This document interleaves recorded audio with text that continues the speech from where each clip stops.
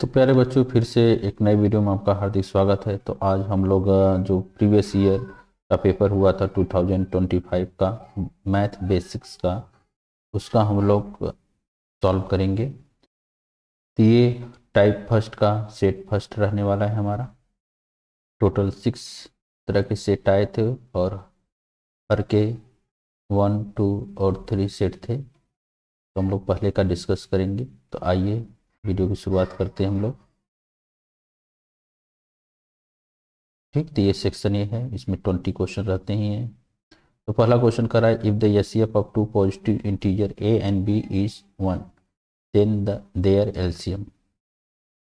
ठीक, तो हम जानते हैं कि एचसीएफ और एलसीएम का जो प्रोडक्ट होता है वो 2 नंबर के प्रोडक्ट के बराबर आता है, जिसमें से दिया गया है कि एचसीएफ 1 है, तो ये 1 है। ठीक, तो एलसीएम आपका ए इंटू बी ही रहेगा, तो ऑप्शन नंबर डी करेक्ट हो जाएगा। क्वेश्चन नंबर 2 है, the number 3 plus root 2 is. ठीक, तो रूट 2 देखा जाए तो इरेशनल है, रूट 3 रेशनल। जब दोनों का प्लस किया जाएगा हमें इरेशनल नंबर मिलता है, तो an irrational number, option B correct हो जाएगा। Question number 3, the discrimination of quadratic equation X square minus 3x minus 2। ठीक, तो डी की वैल्यू निकालनी। डी की वैल्यू क्या होती है, B square minus 4ac। B यहाँ पे -3 है, तो -3 का स्क्वायर -4 इंटू 1 टू -2, ये 9 आएगा और ये माइनस माइनस प्लस 8 हो जाएगा, तो टोटल आपका 70। तो ऑप्शन बी करेक्ट हो जाएगा आपका। Question number 4, in equation x plus 1/x = 3 है, is express as quadratic equation in the form of ax² plus bx plus c = 0, the value of a minus B plus C. तो इसको हम लोग standard form बना लेते हैं।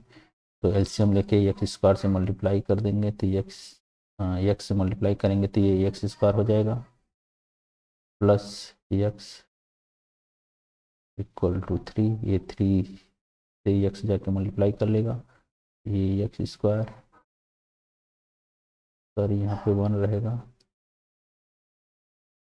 +1 = 3x, ये x², इधर आके -3x प्लस 1 = 0।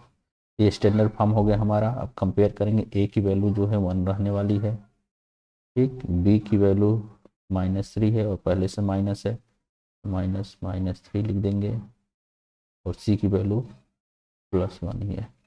ये 1 + 3 + 1 टोटल करेंगे तो 5 आएगा, तो ऑप्शन नंबर 1 करेक्ट हो जाएगा आपका।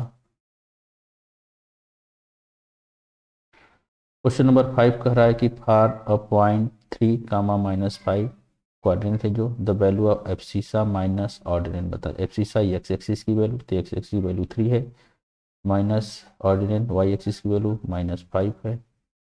ये 3 + 5 आपका 8 आ जाएगा, ऑप्शन डी करेक्ट हो जाएगा आपका। ठीक, question number 6, the mid point of lines segment divide the line. तो मिड पॉइंट हमेशा 2 पार्ट में डिवाइड कर, इक्वल पार्ट में डिवाइड करता है, तो 1:1 रहने वाला है। Question number 7, which of the following is not criterion for similarity of triangle. तो देखा जाए तो जो राइट एंगल एंड हाइपोटेनस और एक साइड जो होता है वो जनरली सिमिलरिटी क्राइटेरिया को फॉलो नहीं करता है। ये कर कभी कभी किसी केस में कर भी जाता है और किसी केस में नहीं करता है। तो वैसे तो सीबीएसई बोर्ड ने इसका ऑप्शन कोई इसमें से करेक्ट नहीं माना था। ठीक, तो नन आप करेक्ट भी लिख सकते हैं। बहुत सारे बुक डी ऑप्शन को भी करेक्ट मानते हैं, तो हम लोग सीबीएसई के अकॉर्डिंग चलेंगे, तो उसने आंसर को नन ऑफ दीज माना था, नन ऑफ दीज। ठीक, तो सबको इस पे 1 नंबर मिले थे। अब आते हैं क्वेश्चन नंबर 8 की तरफ। From the figure given below which of the following is true about the measurement of angle B. ठीक, तो अगर देखा जाए तो ये दोनों फिगर में जो साइड का रेशियो हो वह करस्पॉन्डिंग साइड का रेशियो इक्वल है। ये दोनों ट्रेंगल आपस में क्या कहलाएंगे, सिमिलर कहलाएंगे। तो इसका जो है ये साइड करस्पॉन्डिंग है 6 का 12 वाला, और इसका ये वाला करस्पॉन्डिंग है। तो हमें एंगल पी चाहिए, तो पी किस साइड के सामने आ रहा है, अपोजिट। ये आर क्यू किसके है, ए बी के। ठीक, तो ए बी के करस्पॉन्डिंग है, तो इसका ये एंगल इसके एंगल के बराबर आएगा। अगर इन ट्रेंगल के सम करें तीनों एंगल को तो 180 आना चाहिए, तो 60 और ये 80 आपका 140 हो जाएगा। तो 180 से करें तो ये 40 आएगा, तो इसके करस्पॉन्डिंग ये भी 40 होगा, तो एंगल पी आपका 40 आना चाहिए। तो ऑप्शन नंबर सी करेक्ट हो जाएगा आपका। ठीक, क्वेश्चन नंबर 9 कह रहा है कि in the given figure P is tangent to the circle with centre O, if O P 10 centimetre then the length of the A P. ठीक, तो देखा जाए ये टेंजेंट है और रेडियस पे 90 डिग्री, तो ये राइट एंगल ट्रायंगल आपका बनेगा कुछ। ठीक, ए पे 90 डिग्री है, तो अगर पी यहाँ ले लेते हैं 30 डिग्री, तो पी ए तो ये हमारा ओ हो जाएगा। ठीक, तो ये 30 डिग्री है, तो हमें किसका बताना है, ए पी की वैल्यू। ठीक, इसकी वैल्यू बतानी है। तो अगर हम लोग देखा जाए तो, और ये आपका हाइपोटेनस जो दिया 10 दिया गया है, तो बेस और हाइपोटेनस का रिलेशन कॉस 30 ले लेते हैं, कॉस 30 बेस अपॉन हाइपोटेनस। तो कॉस 30 की वैल्यू कितनी आती है आपकी, √3/2 मल्टीप्लाई कर देंगे, तो एक्स की वैल्यू आपकी आ जाएगी, ये 2 से इसको कर देंगे 5, तो 5√3। ठीक, तो आपका वैल्यू हो जाएगा ये ए पी 5√3। तो ऑप्शन नंबर आपका डी करेक्ट हो जाएगा। Which of the following statement is false. ठीक, तो कौन सा स्टेटमेंट इसमें फॉल्स है, ये तो 2 है, 1 वैल्यू आती है, और इसमें भी 1 आ जाएगी। ये ये कम्प्लीमेंट होते हैं, कभी एक बस 45 पे ही इक्वल होते हैं, बाकी पे नहीं, तो ये फॉल्स हो जाएगा। और ये तो मान लीजिए ट्रू है। ठीक, तो आपका सी ऑप्शन फॉल्स है। The value of ten square A -1/cos², तो इसको हम लोग थोड़ा सा सॉल्व करेंगे। टेन स्क्वायर ए -1/cos² को सेक स्क्वायर ए लिख देंगे, तो हमारे पास आइडेंटिटी क्या होती है, 1 + tan square theta equal to sec square theta होता है। तो अगर सेक स्क्वायर थीटा को इस साइड लाएं तो कुछ इस तरह से बनेगा, और 1 को उस साइड जाएंगे तो -1, यानी इसकी वैल्यू -1 आने वाली है। तो ऑप्शन नंबर डी करेक्ट हो जाएगा आपका। ठीक, तो क्वेश्चन नंबर 12 करा, इन the given figure which of the following angle represent the angle of depression. Depression का एंगल बताना हमें। तो हम देखते हैं, अगर हम लोग नीचे से ऊपर की तरफ देखते हैं तो एलिवेशन बनता है, और ऊपर से नीचे की तरफ देखते हैं तो हॉरिजेंटल से जो एंगल बनाता है उसे एंगल ऑफ डिप्रेशन बोलते हैं। तो हॉरिजेंटल और इसे जो एंगल बना रहा है वो डिप्रेशन होगा। तो ऑप्शन नंबर आपका जिसमें जेड है यानी सी ऑप्शन सही हो जाएगा। The perimeter of shaded region in the given, perimeter बताना है, तो पेरीमीटर बाउंड्री का टोटल लेंथ होता है। तो ये यल दिया है और ये आर है, ये आर है, तो ऐड कर दें, R+R+L 2R+L आपका पेरीमीटर हो जाएगा।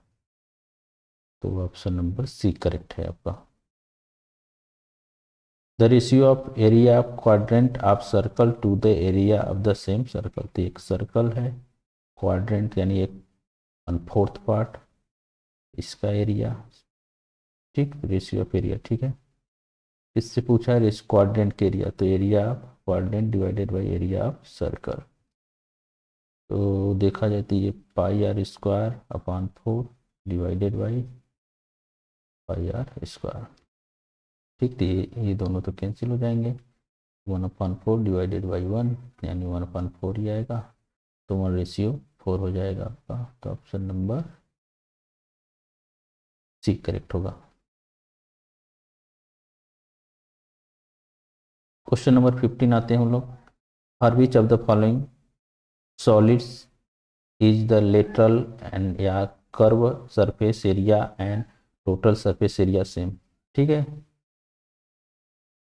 तो ये ऑप्शन आपका डी करेक्ट होगा। याद रखिएगा, स्फीयर में total surface area, lateral surface area, curve surface area जो भी होता है वो सेम होता है। अब क्वेश्चन 16 करा, the class mark of the median class of the following data. ठीक, तो इसका मीडियन पहले हम लोग फाइंड आउट कर लेंगे, तो आपको टेबल बनाना होगा।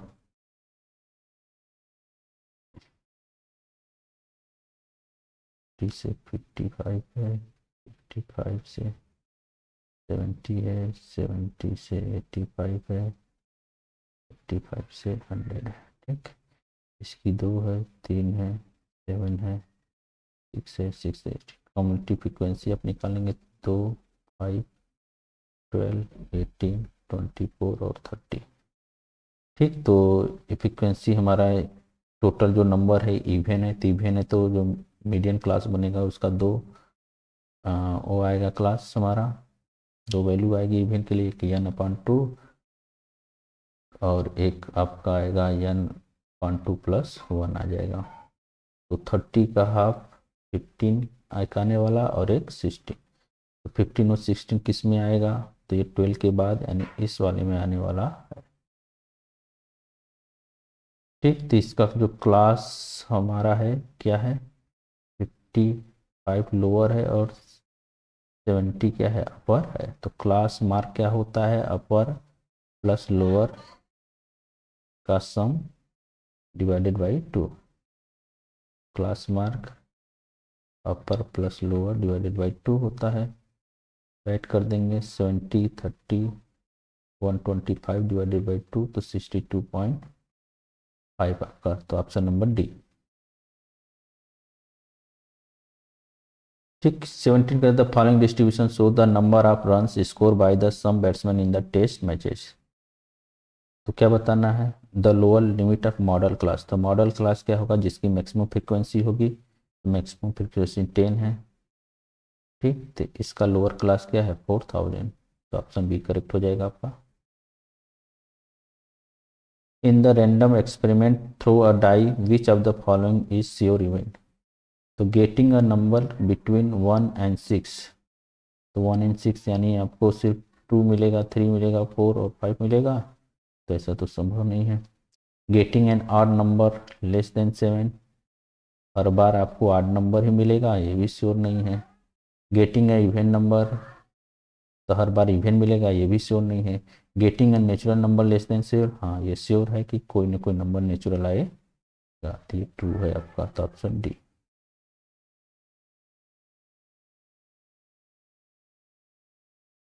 ठीक, तो क्वेश्चन नंबर अब हम 19 को देखते हैं। एसर्शन रीजन है ये।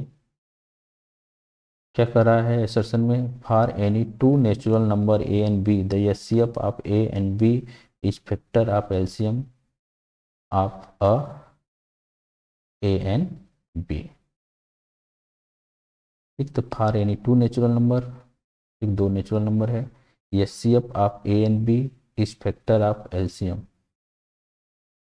हाँ, तो ये तो ट्रू है। रीजन क्या कर रहा है, the HCF of any two natural numbers divide both the number.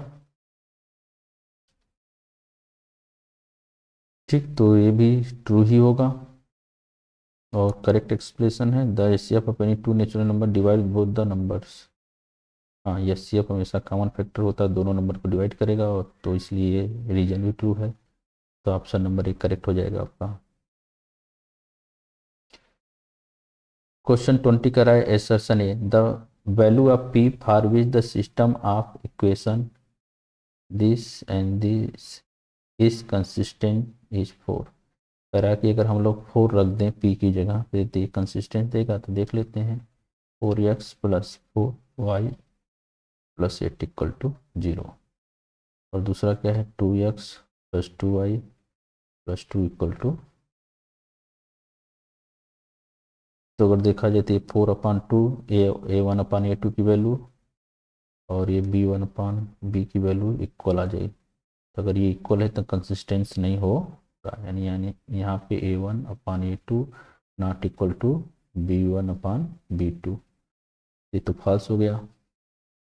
The system of equation A1x plus B1y equal to C1 and A2x plus B2y equal to C2 is consistent the infinitely many solution if तीनों ratio अगर equal है constant term के, ठीक, constant जो value होती है variable के साथ के रेशियो अगर इक्वल है तो इन्फिनिटी मेनी सॉल्यूशन आएगा, तो ट्रू है।